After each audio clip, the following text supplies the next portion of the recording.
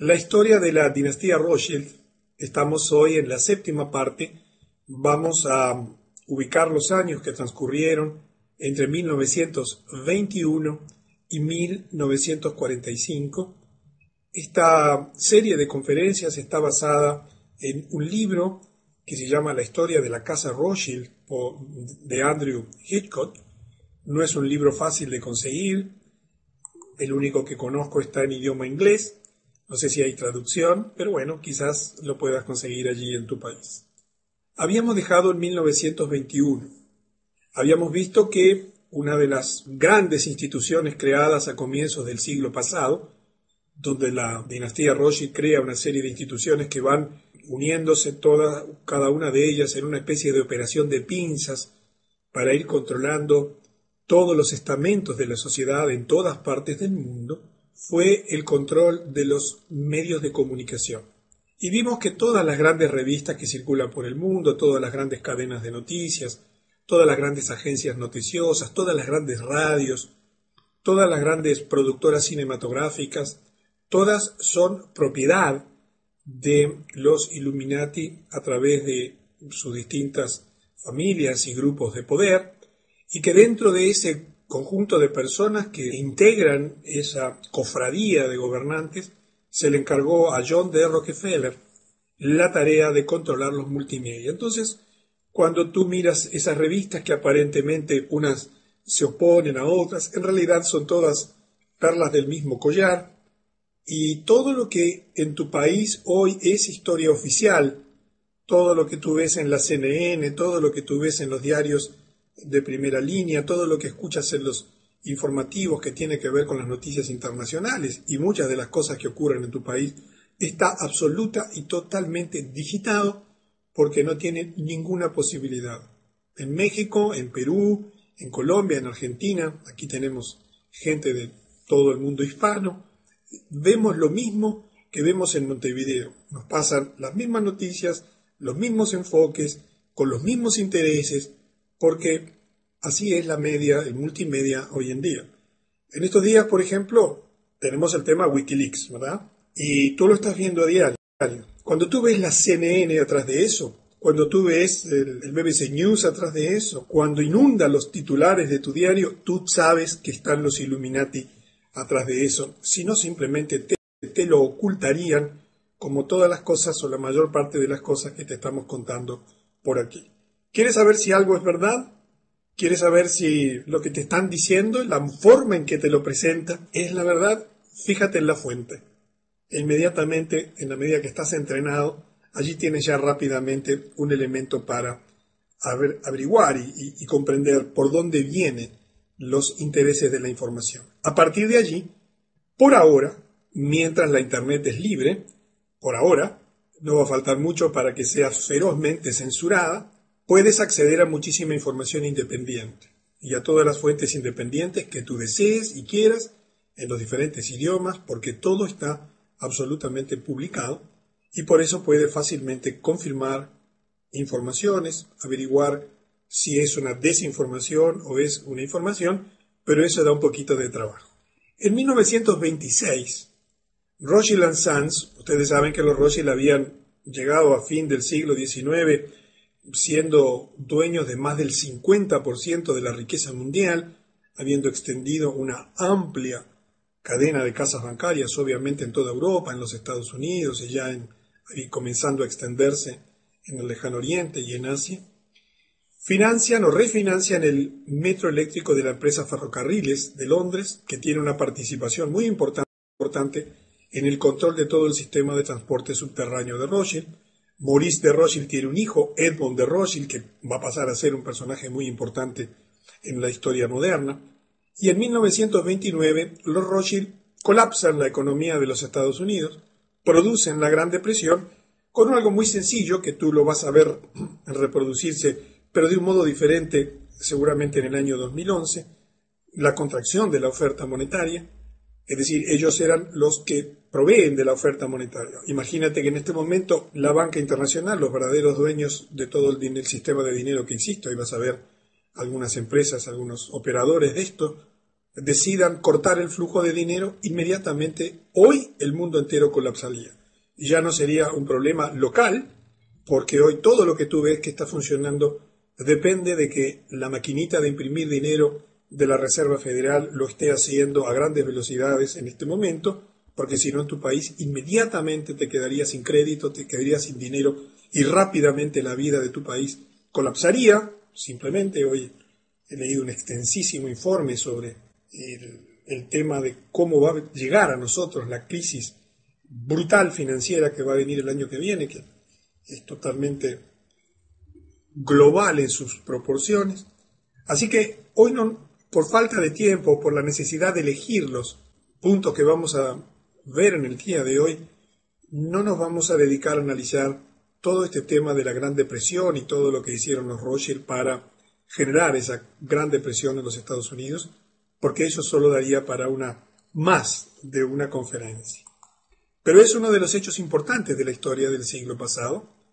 Fue una prueba de lo que pueden hacer en una economía tan importante, la primera economía del mundo, como era Estados Unidos en aquel momento.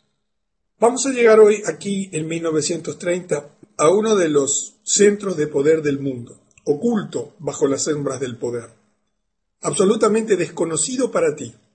Yo estoy seguro que en estas 167 personas que hay en este momento en la reunión, no sé si alguno de ustedes alguna vez oyó hablar de lo que te vamos a contar ahora, el Banco Central de todos los bancos centrales del mundo. En 1930 se funda el primer banco mundial Rothschild, el Bank for International Settlements, BIS, Banco de Pagos Internacionales, BPI. ¿Alguna vez habías oído hablar de BIS? Aquí deben haber algunas personas que han estudiado economía o que le interesan la administración y las finanzas.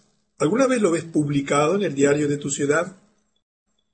¿En el noticiero de la televisión allí o de las informaciones de prensa? ¿Has escuchado hablar acerca del Banco de Pagos Internacionales, el Bank for International Settlements, el BIS? Se estableció en Basilea, Suiza. Un detalle de este rompecabezas mundial es que todos los centros de poder están ubicados en Suiza. En el futuro nos vamos a enterar por qué. El mismo lugar donde 33 años antes se llevó a cabo el primer Congreso Sionista Mundial.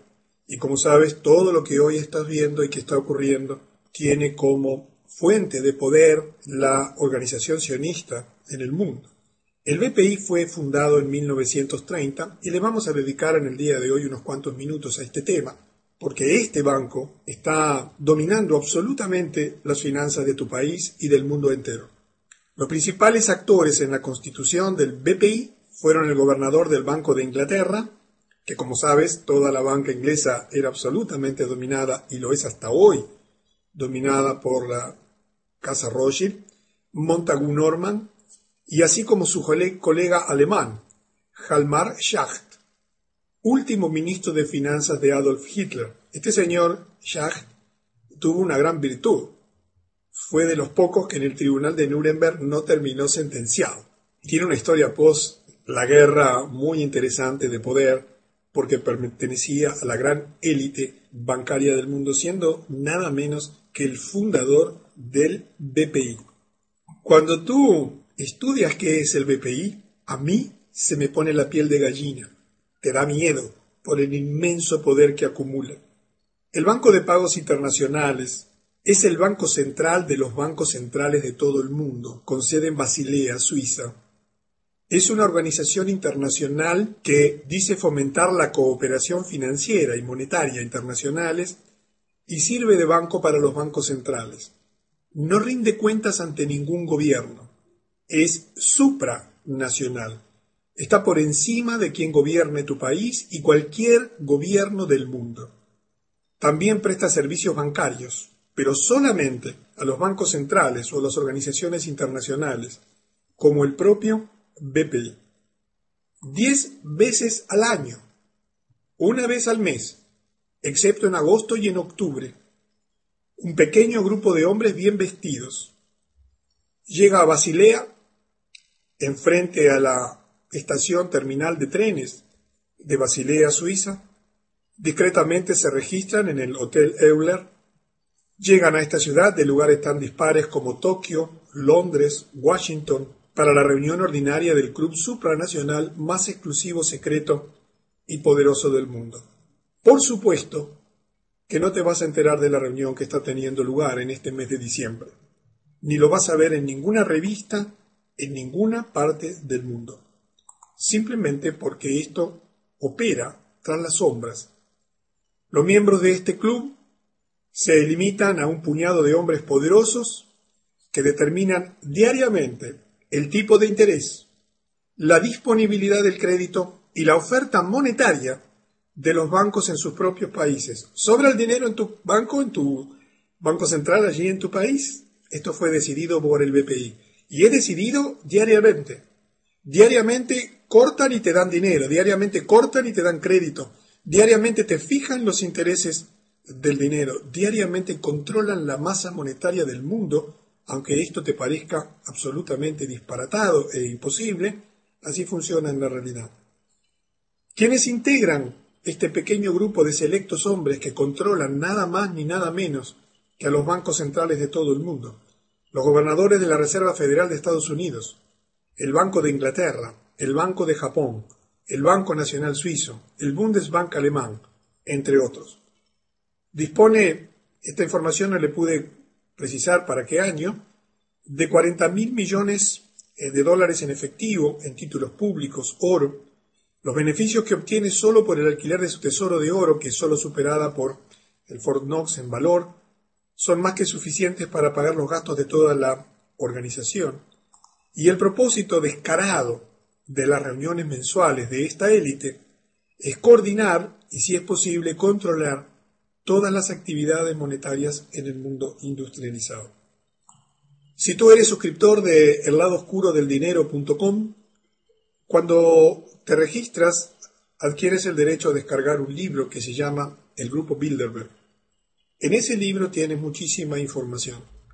Dentro de la información que vas a recibir en el ebook, vas a tener sitios web donde vas a poder asombrarte de toda la información y documentación que existe respecto de las cosas que han hecho en el pasado y de lo que están haciendo y de lo que tienen planificado hacer. En estos días una persona me escribía molesto porque yo decía que declaraba cosas que iban a ocurrir en el 2012 o de aquí al 2012. Yo prácticamente no declaro nada de lo que va a ocurrir, salvo algunas cosas muy puntuales, algunas te comenté hoy, pero porque eso es responsabilidad de cada uno de nosotros. Cada uno de nosotros tiene que entender que está viviendo un tiempo especial y tiene que entender que hay que tomar acciones y decisiones hoy para que las cosas que ya están ocurriendo y que ya están afectando tu vida, cuando se desencadenen y precipiten, te encuentren en la mejor forma posible. Y vamos a dedicar la última de serie de estas conferencias a hablarte sobre algunas cosas básicas que podrías hacer desde el punto de vista material y también desde el punto de vista espiritual para enfrentar este sistema que cada vez es más opresivo, que cada vez se va tornando más como un sistema de pinzas, como te decía al principio, que va controlando todos los aspectos de la sociedad.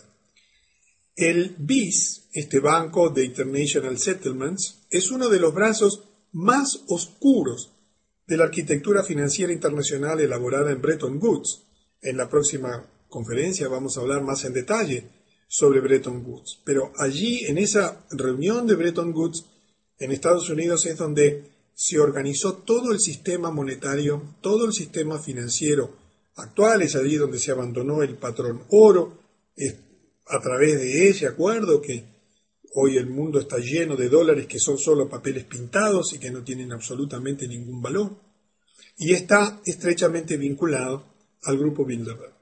Es controlado, como te decía, por una élite interna que representa a todos los más importantes bancos centrales del mundo. Observa que John Maynard Keynes, que fue quizás el economista más influyente de todos los tiempos, quería cerrar este banco, porque él sabía, como lo sabe cualquier persona informada, que fue utilizado para lavar dinero de los nazis en la Segunda Guerra Mundial. Tú tienes que comprender que los nazis, para haber podido financiar su guerra, necesitaron dinero.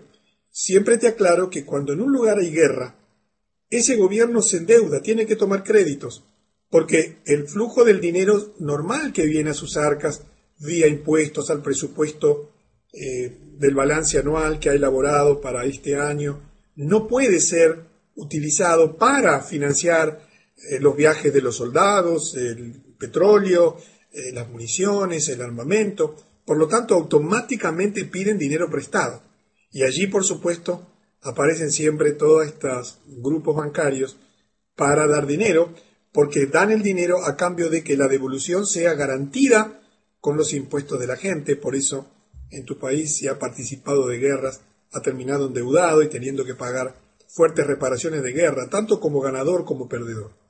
A comienzos del año 2006, ahora hace unos poquitos años, el BIS, para que tengas una idea que nos está afectando hoy modernamente, ya en ese momento publicó un documento en el que pedía el fin de las monedas nacionales, a favor de un modelo global de moneda única. Cuando en poco tiempo tú veas una moneda única, sabes que eso fue creado ya hace muchos años, que ya fue diseñado financieramente y que es un proceso absolutamente inevitable.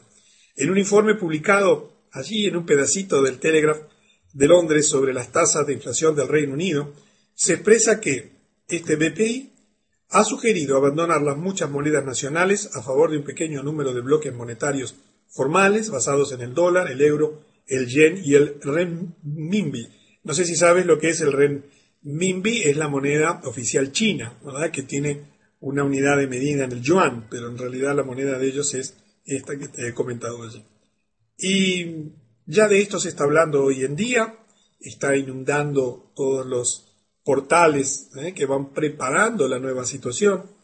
En 1900, así que el BIS, del cual nunca habías oído hablar hasta el día de hoy probablemente, es una de las grandes herramientas absolutamente en las sombras que tienen para dominar financieramente lo que ocurre en tu país y en todos los países del mundo. En 1933, Rothschild financia a IBM, quien comienza a proveer a Alemania de las máquinas de tarjetas perforadas necesarias para ayudar a organizar y gestionar la identificación inicial y la expulsión social de los judíos, la confiscación de sus bienes y su exterminio.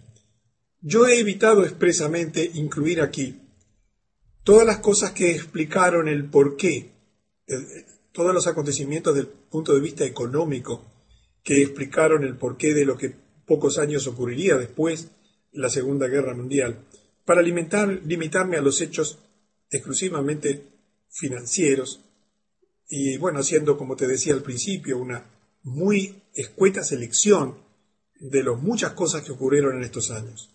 Thomas Watson, que fue el fundador de IBM, aceptó en junio de 1937 una distinción que se volvería en su contra, una medalla que Adolf Hitler creó para extranjeros que demostraron ser dignos del Reich alemán. Rebosante de esvásticas y águilas, la medalla confirmaba la contribución de IBM a la automatización de la Alemania nazi. En aquel momento Alemania era el segundo cliente de la IBM, después de los Estados Unidos. Los historiadores han documentado ampliamente cómo la tarjeta perforada de IBM, precursora de las computadoras, desempeñó un papel importantísimo en áreas que iban desde la puntualidad de los trenes alemanes hasta el programa de rearme de Hitler, pasando por los datos de censos que constituían en aquel momento un elemento clave para la política racista nazi. ¿Qué quiero darte a entender? ¿Qué queremos darte a entender a través de esto? Nada pudo haberse hecho por parte de Hitler y todo el esquema nazi sin el apoyo de las grandes corporaciones internacionales, sin el financiamiento de los grandes bancos internacionales para todo su proyecto de hegemonía mundial, porque ningún país puede hacerlo modernamente. En 1933, también en ese mismo año y bajo el gobierno de Roosevelt, se firma la Orden Ejecutiva 6102. Tú sabes que en Estados Unidos las leyes tienen una expresión numérica junto con unas letras, y se exigía a los ciudadanos de los Estados Unidos a entregar a más tardar el 1 de mayo de 1933 todo el oro en su poder. Te aclaro que Estados Unidos no estaba en guerra, ni había ninguna situación de emergencia.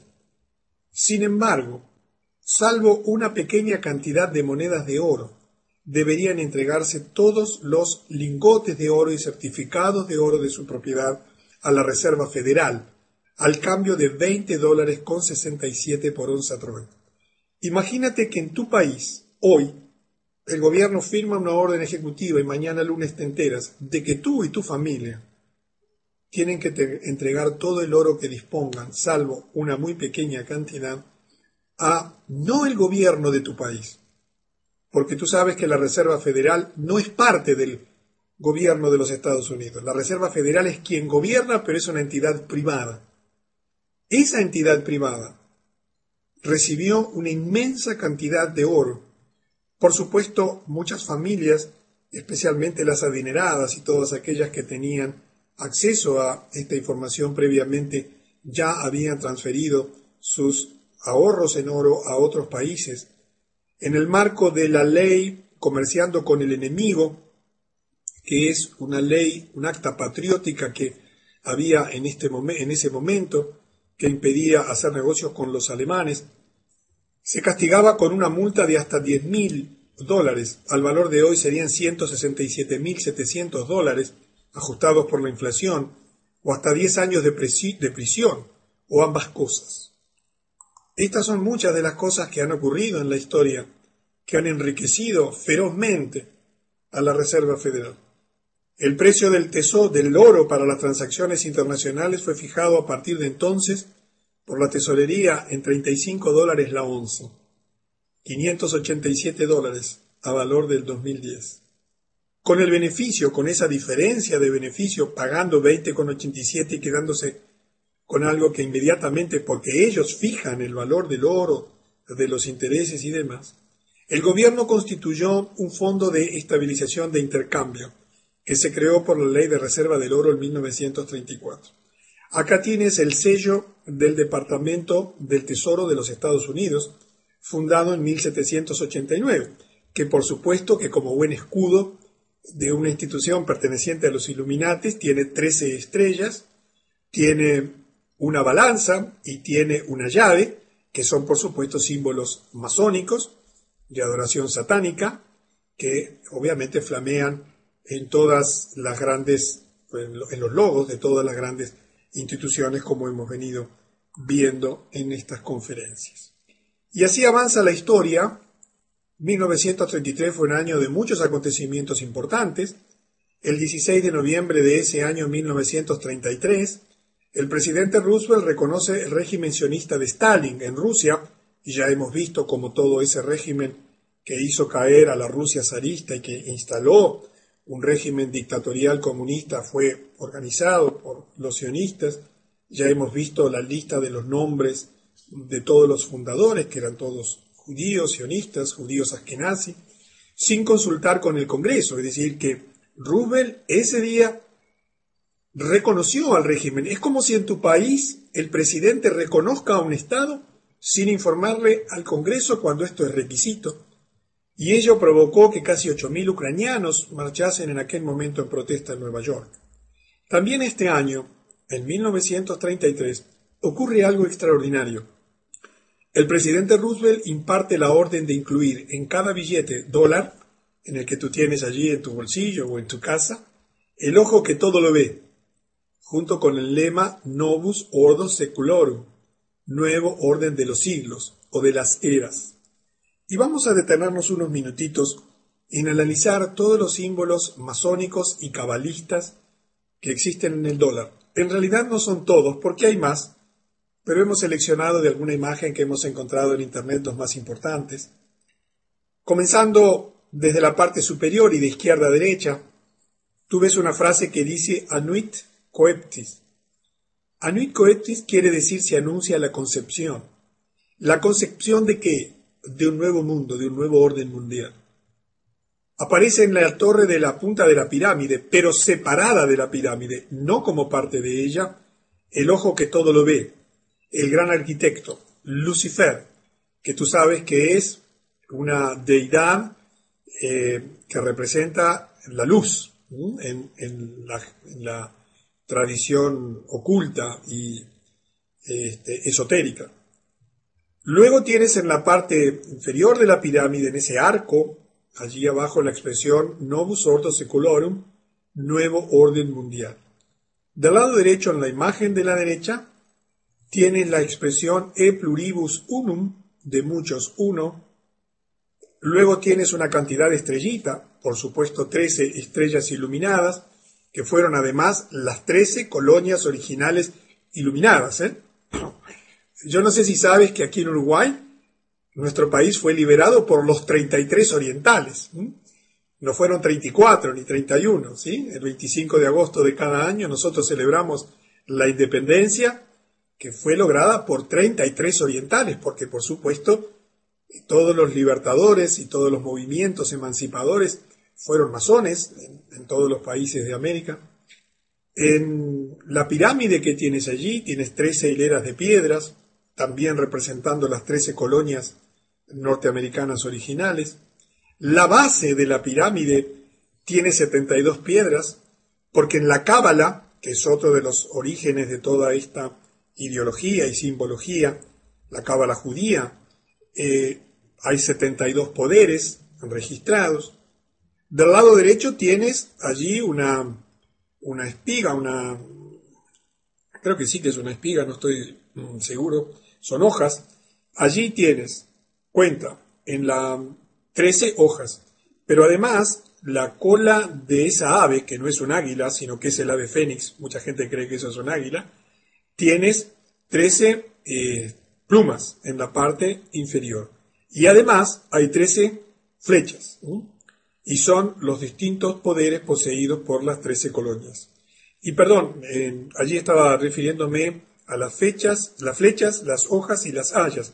Las plumas son 9 que están en la cola del ave fénix, porque son las 9 esferas de ascensión hacia el estado iluminado. Todos los billetes de dólar están llenos de símbolos esotéricos. Hay más. Si tú lo miras con una lupa vas a encontrar un búho y muchos otros símbolos esotéricos y masónicos, porque el nuevo orden internacional, donde el dinero es el gran instrumento de dominación mundial, la oferta monetaria, la deuda, sabemos que por definición el dinero es deuda, es un gran símbolo de poder. Y por lo tanto, los Illuminati, la dinastía Rothschild, todas las organizaciones que están detrás de este proyecto, han elegido el dólar como el lugar donde millones de personas, todo el mundo, porque es la moneda mundial, es la moneda con que tu país compra las cosas que se importa, es la moneda en que tu país paga las cosas que importa y cobra las cosas que exporta, es la moneda en que se endeuda, es la moneda del mundo. Todo tu país está absolutamente lleno de símbolos masónicos, no solamente en las estatuas y monumentos, sino también y fundamentalmente en la moneda en la cual se realizan las transacciones internacionales. En 1934 se reforman las leyes del secreto bancario. Quiero que sepas que el secreto bancario que tú conoces hoy internacional desde Suiza fue creado también en Suiza por la banca Rothschild en 1934 y se convirtió en ese momento por ley en un delito violar el secreto bancario por parte de un funcionario de estos bancos con pena de prisión. En mi país hay secreto bancario y quien lo viola también se expone a fuertes sanciones de la ley. El secreto bancario solo puede ser levantado a través de decisiones judiciales. Esto se hizo por parte de la ingeniería financiera Rothschild. ¿Pero por qué? Porque tenían por delante la Segunda Guerra Mundial. Ellos ya estaban en el conocimiento pleno de que los medios de información comenzaban a ser muy accesibles a la gente y tenían que tener mucho control sobre las filtraciones, porque ellos, que ya tenían preparada la Segunda Guerra Mundial, como lo sabemos desde el siglo pasado por documentos que hemos visto en conferencias anteriores, ellos financiarían a ambos lados del conflicto, como lo hicieron siempre en todas las grandes guerras de la humanidad, porque de ese modo siempre se aseguraban el control total, no solo durante la guerra, sino fundamentalmente después de ella. Y en ese momento también muere Edmond de Rothschild, que en toda esta historia había jugado un papel central. Suiza es el centro de poder donde se crea la legislación internacional.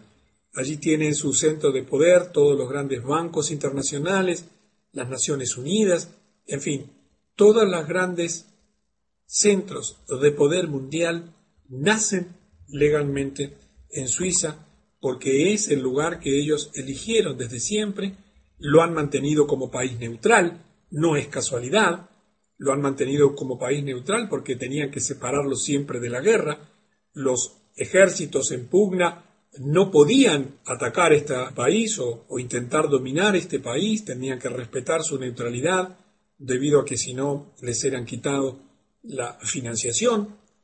Y en 1939, IG Farben, un gran complejo multinacional alemán, el principal productor de productos químicos, todas las grandes compañías, la Big Pharma internacional, Bayer y demás, tiene su origen en esta gran compañía, que era el principal productor de productos químicos en el mundo. Allí fueron a parar todos los ingenieros químicos nazis y todos los grandes científicos nazis. Después fueron contratados rápidamente por esta multinacional que tenía que seguir produciendo. Era también el primer productor alemán de acero, que aumentó dramáticamente su producción. Ese aumento de la producción se utilizó casi exclusivamente para armar a Alemania en la Segunda Guerra Mundial. Por supuesto, una empresa controlada por los Rothschild, que pasaría a utilizar judíos y otros pueblos desplazados como esclavos en los campos de concentración. Y esta fábrica, por ejemplo, fue la que creó el letal gas Ciclón B, que se dice que fue utilizado en las cámaras de gas. El 1 de septiembre, la Segunda Guerra Mundial comenzó con la invasión alemana a Polonia. No es de interés para este ciclo definir las causas de la guerra, sobre eso hay muchísima discusión, historiadores, sino simplemente tratar de hilar una cantidad de acontecimientos y centrarnos fundamentalmente en el uso de las finanzas como medio de gobernación mundial. Acá quiero aportarte un dato histórico muy interesante. Yo te decía en la invitación para la conferencia, si sabes quién se sospecha que fue el abuelo de Hitler, un abuelo desconocido, y te voy a contar una historia absolutamente documentada. En 1940, un señor Keller, en su libro Dentro de la Gestapo, indica lo siguiente de María Anna, tiene un apellido allí alemán, disculpen mi pronunciación, Schick-Gruber, la abuela de Adolf Hitler. Esta era una joven llegada a Viena que se convirtió en empleada doméstica de los Rothschild, de la mansión Rothschild, para servir en su mansión. Los historiadores dicen que el abuelo desconocido de Hitler debe probablemente buscarse en esa magnífica casa. Esto es respaldado por más historiadores aquí, por ejemplo Walter Langer en su libro La mente de Hitler. Dice que el padre de Adolf, que se llamaba Alois Hitler, era el hijo ilegítimo de María Anna y que ella vivía en Viena y que al tiempo de la concepción trabajaba como sirvienta en la casa del barón Rothschild. Tan pronto como la familia descubrió su embarazo, fue enviada de vuelta a su casa donde el padre de Hitler nació. Ahora, hay mucha especulación respecto de quién fue el abuelo. Y como muchos historiadores opinan, y esto es un hecho controversial, no confirmado, quizás habría sido el mismísimo barón Rothschild, pero esto de ninguna manera es un hecho objetivo y plenamente documentado. En un análisis superficial puede parecer poco probable que Hitler fuese un Rothschild, pero, de nuevo, cuando se descubren los beneficios que los Rothschild obtuvieron de esta guerra, las conexiones financieras y políticas, es posible imaginar perfectamente una conexión Rothschild y que no parezca tan descabellado como podría parecer en un primer momento, nada menos que con toda la maquinaria nazi de la Segunda Guerra Mundial. Pero viene bien la anécdota para ponerle un poquito de distensión a todo este tema tan oscuro, tan complejo que nos plantea la situación financiera que se fue tramando y elaborando a lo largo de los siglos y que hoy está oprimiendo tu país y la mayor parte de las familias que viven allí, así como sucede también en mi país. En 1941, Estados Unidos entra en guerra. El presidente Roosevelt lleva a Estados Unidos a la Segunda Guerra Mundial. También aquí hay muchos estudios y muchas ideas sobre las verdaderas causas. Aquí vamos a darte una de las causas que tienen que ver con la situación financiera mundial. Y dice que el presidente Roosevelt llevó a la guerra a Estados Unidos en la Segunda Guerra por negarse a venderle a Japón toda la chatarra de acero más petróleo que Japón necesitaba. Recordemos que Japón estaba en guerra con China y que sin la chatarra de acero y sin el petróleo de los Estados Unidos no podía continuar la guerra porque dependía como proveedor principal de los Estados Unidos y por lo tanto Roosevelt podía pensar que esta acción podría provocar a los japoneses para vengarse o tomar represalias contra los Estados Unidos. Y bueno, cosa que aparentemente después ocurrió, digo aparentemente en el sentido de como causa posible del ataque de los japoneses a Pearl Harbor, porque también sobre este tema hay muchísima información y desinformación respecto de quién verdaderamente financió y generó el ataque a la flota de los Estados Unidos en Pearl Harbor, por qué estaba allí toda concentrada ese día. En fin, hay mucha historia y mucha madeja para desenredar sobre este tema que fue principal en la historia moderna porque generó nada menos que la integración de los Estados Unidos a la Segunda Guerra Mundial y un cambio o un giro en los acontecimientos. En 1942, Prescott Bush, padre de los futuros presidentes de Estados Unidos, George W. Bush, le fue incautada su compañía en el marco de esa ley que yo te decía, denominada Comerciando con el Enemigo, que prohibía el financiar o negociar con empresas alemanas. Él estaba financiando a Hitler desde América, mientras que los soldados americanos estaban siendo asesinados por los soldados alemanes. Por otra parte también, en ese entonces los judíos eran masacrados por los mismos soldados alemanes, y sin embargo es interesante puntualizar que la ADL, ¿recuerdas la ADL? La Liga de Antidifamación es una de las organizaciones de control mundial más importantes que existen, nunca criticó a los Bush por ellos. Te voy a poner aquí un enlace de estos días. Yo no sé si sabes que Argentina, Brasil y Uruguay tenemos el privilegio, entre comillas, de Latinoamérica ser los 3 primeros países que hemos reconocido oficialmente a Palestina como un Estado independiente. Por supuesto que eso va a tener consecuencias para nosotros y por supuesto que ese tipo de cosas no se hacen sin la solicitud y la aprobación de los centros de poder, ¿verdad? A mí me ha sorprendido muchísimo lo que ha hecho Uruguay, lo que hizo Argentina y el proceso que ha comenzado Brasil, pero te voy a poner allí un enlace, después lo puedes leer y escuchar. Inmediatamente la Liga Antidifamación ha salido a decir que esto, entre otras cosas, va a tener consecuencias en el ámbito bilateral. Así que veremos qué consecuencias tiene para Uruguay, Argentina y Brasil esta acción en medio de un conflicto que sabemos que es el conflicto central por el puja de poder, Jerusalén y el reparto de las tierras allí. Bueno, que hayamos tomado partido oficialmente por reconocer un Estado que Israel niega hasta el hartazgo como es el Estado palestino. Pero te comento esto para que veas cómo la ADL inmediatamente reacciona en tu país, en el mío y en todas partes del mundo, pero principalmente en los Estados Unidos apenas hay algún atisbo de acciones o comentarios o conductas en contra, aunque sean la menor de las críticas, a las organizaciones sionistas, y eso hace que sorprenda que no hayan criticado a Bush por su inconducta. En 1944, en Bretton Woods, New Hampshire, se crean 2 nuevos bancos. Y aquí llegamos a 2 instrumentos de poder absolutamente extraordinarios desde el punto de vista financiero en nuestro tiempo. Bajo la influencia Rothschild se crea el Fondo Monetario Internacional y el Banco Mundial. Yo te voy a leer aquí los objetivos del Fondo Monetario Internacional declarados hace 66 años, para que tú veas cómo es posible que 2 bancos creados nada menos que por los dominadores de toda la riqueza mundial o de gran parte de ella, con el acuerdo y el beneplácito de la casi totalidad de los países del mundo, con todos los recursos financieros, políticos y de información que tú te puedas imaginar, hayan fracasado tan estrepitosamente en sus objetivos fundacionales. No solamente fracasar, sino lograr exactamente lo contrario pocas décadas después. Eran los objetivos fundacionales del Fondo Monetario Internacional. Allí tienes del lado derecho su logo y por supuesto puedes acceder a la página web fácilmente.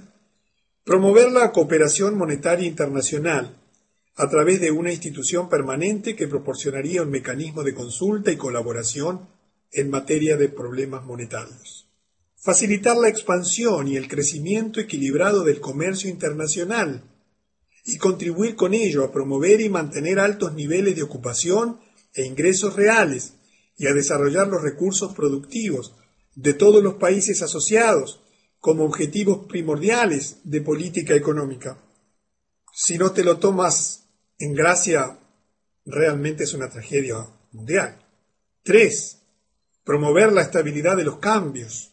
Asegurar que las relaciones cambiarias entre sus miembros sean ordenadas y evitar las depreciaciones con fines de competencia. 4.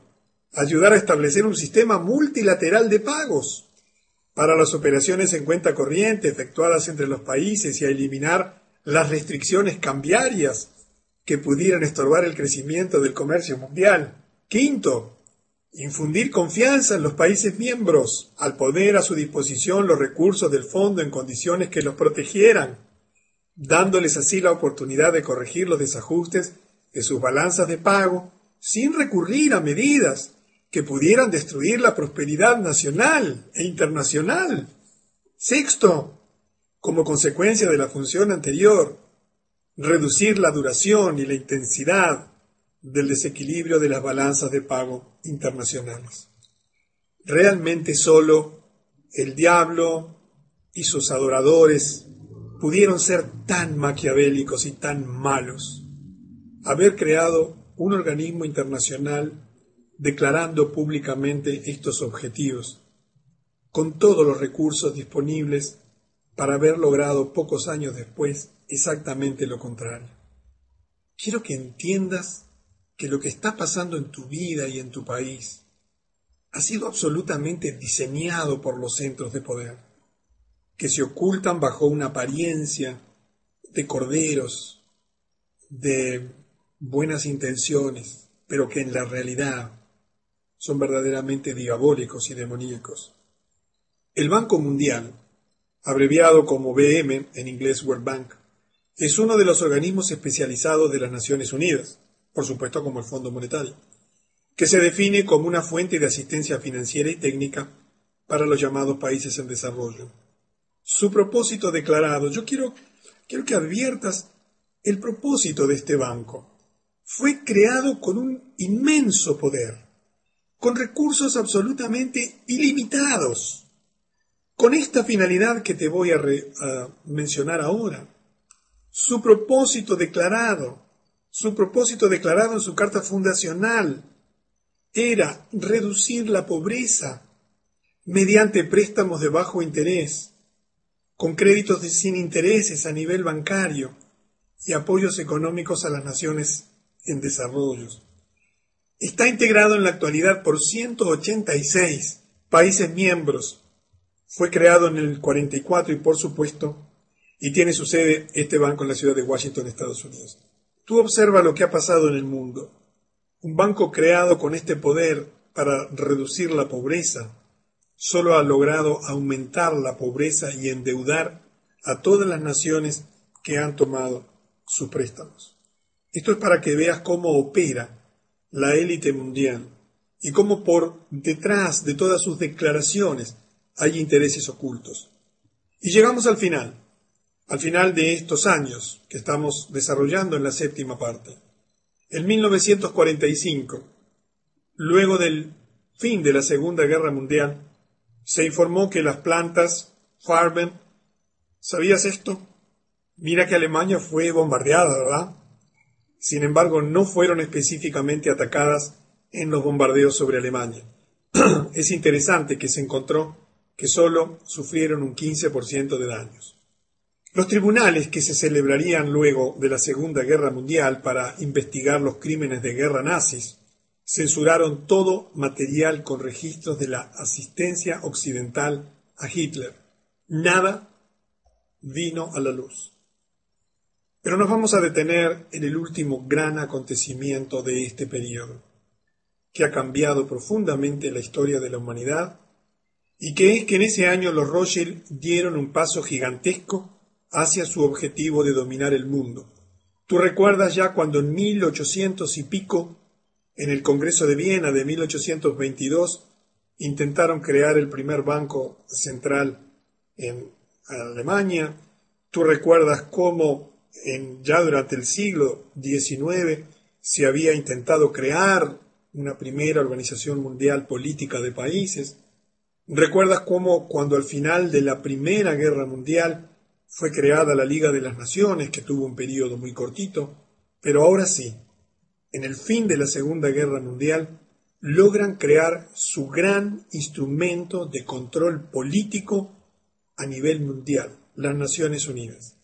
Las Naciones Unidas hoy tienen el control de lo que ocurre en el Ministerio de Salud de tu país, en el Ministerio de Defensa, en la educación de todos los organismos de enseñanza que existen en tu país.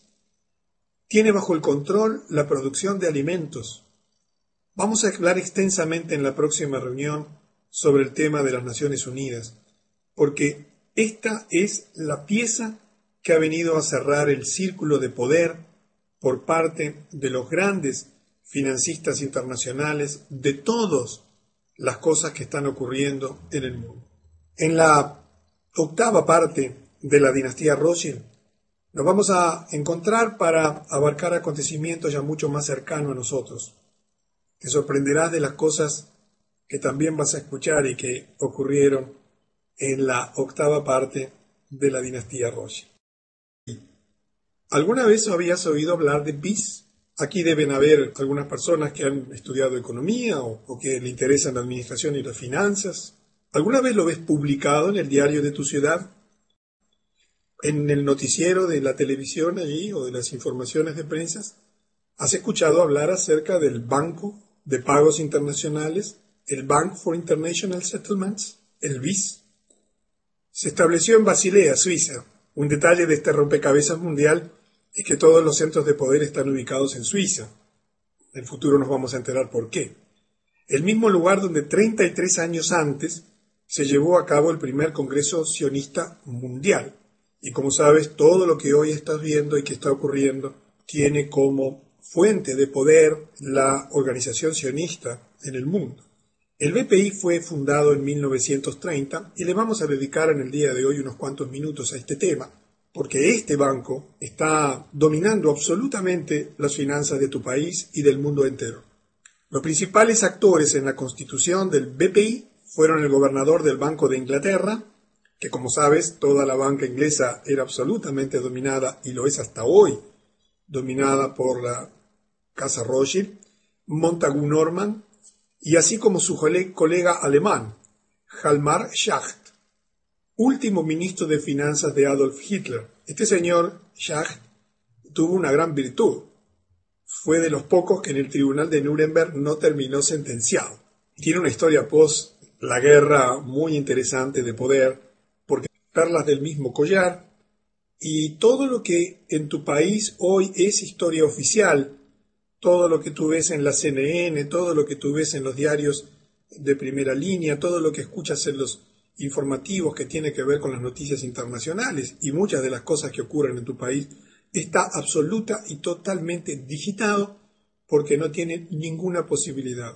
En México, en Perú, en Colombia, en Argentina, aquí tenemos gente de todo el mundo hispano, vemos lo mismo que vemos en Montevideo. Nos pasan las mismas noticias, los mismos enfoques, con los mismos intereses, porque así es la media, el multimedia hoy en día. En estos días, por ejemplo, tenemos el tema Wikileaks, ¿verdad? Y tú lo estás viendo a diario. Cuando tú ves la CNN atrás de eso, cuando tú ves el BBC News atrás de eso, cuando inunda los titulares de tu diario, tú sabes que están los Illuminati atrás de eso. Si no, simplemente te lo ocultarían, como todas las cosas o la mayor parte de las cosas que te estamos contando por aquí. ¿Quieres saber si algo es verdad? ¿Quieres saber si lo que te están diciendo, la forma en que te lo presenta, es la verdad? Fíjate en la fuente.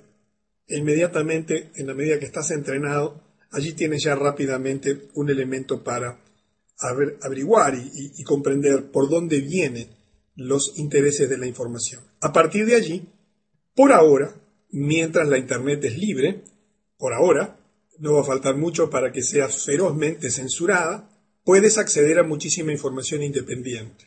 Y a todo depende de que la maquinita de imprimir dinero de la Reserva Federal lo esté haciendo a grandes velocidades en este momento, porque si no en tu país inmediatamente te quedarías sin crédito, te quedarías sin dinero y rápidamente la vida de tu país colapsaría. Simplemente hoy he leído un extensísimo informe sobre el tema de cómo va a llegar a nosotros la crisis brutal financiera que va a venir el año que viene, que es totalmente global en sus proporciones.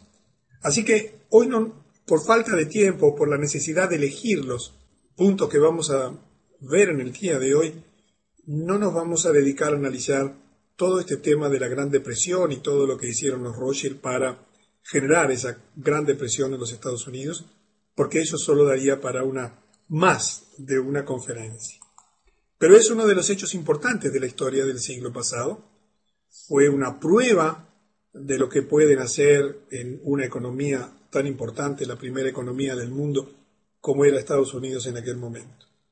Vamos a llegar hoy, aquí en 1930, a uno de los centros de poder del mundo, oculto bajo las sombras del poder, absolutamente desconocido para ti. Yo estoy seguro que en estas 167 personas que hay en este momento en la reunión, no sé si alguno de ustedes alguna vez oyó hablar de lo que te vamos a contar ahora, el Banco Central de todos los bancos centrales del mundo. En 1930 se funda el primer banco mundial Rothschild, el Bank for International Settlements, BIS, Banco de Pagos Internacionales, BP, todas las fuentes independientes que tú desees y quieras, en los diferentes idiomas, porque todo está absolutamente publicado y por eso puede fácilmente confirmar informaciones, averiguar si es una desinformación o es una información, pero eso da un poquito de trabajo. En 1926, Rothschild & Sons, ustedes saben que los Rothschild habían llegado a fin del siglo XIX siendo dueños de más del 50% de la riqueza mundial, habiendo extendido una amplia cadena de casas bancarias, obviamente en toda Europa, en los Estados Unidos y ya comenzando a extenderse en el Lejano Oriente y en Asia. Financian o refinancian el metro eléctrico de la empresa Ferrocarriles de Londres, que tiene una participación muy importante en el control de todo el sistema de transporte subterráneo de Rothschild. Maurice de Rothschild tiene un hijo, Edmond de Rothschild, que va a pasar a ser un personaje muy importante en la historia moderna. Y en 1929 los Rothschild colapsan la economía de los Estados Unidos, producen la Gran Depresión con algo muy sencillo que tú lo vas a ver reproducirse, pero de un modo diferente, seguramente en el año 2011, la contracción de la oferta monetaria, es decir, ellos eran los que proveen de la oferta monetaria. Imagínate que en este momento la banca internacional, los verdaderos dueños de todo el sistema de dinero que existe, ahí vas a ver algunas empresas, algunos operadores de esto, decidan cortar el flujo de dinero, inmediatamente hoy el mundo entero colapsaría. Y ya no sería un problema local, porque hoy todo lo que tú ves que está funcionando. La historia de la dinastía Rothschild, estamos hoy en la séptima parte, vamos a ubicar los años que transcurrieron entre 1921 y 1945. Esta serie de conferencias está basada en un libro que se llama La historia de la casa Rothschild de Andrew Hitchcock. No es un libro fácil de conseguir, el único que conozco está en idioma inglés, no sé si hay traducción, pero bueno, quizás lo puedas conseguir allí en tu país. Habíamos dejado en 1921. Habíamos visto que una de las grandes instituciones creadas a comienzos del siglo pasado donde la dinastía Rothschild crea una serie de instituciones que van uniéndose cada una de ellas en una especie de operación de pinzas para ir controlando todos los estamentos de la sociedad en todas partes del mundo, fue el control de los medios de comunicación. Y vimos que todas las grandes revistas que circulan por el mundo, todas las grandes cadenas de noticias, todas las grandes agencias noticiosas, todas las grandes radios, todas las grandes productoras cinematográficas, todas son propiedad de los Illuminati a través de sus distintas familias y grupos de poder, y que dentro de ese conjunto de personas que integran esa cofradía de gobernantes se le encargó a John D. Rockefeller la tarea de controlar los multimedia. Entonces, cuando tú miras esas revistas que aparentemente unas se oponen a otras, en realidad son todas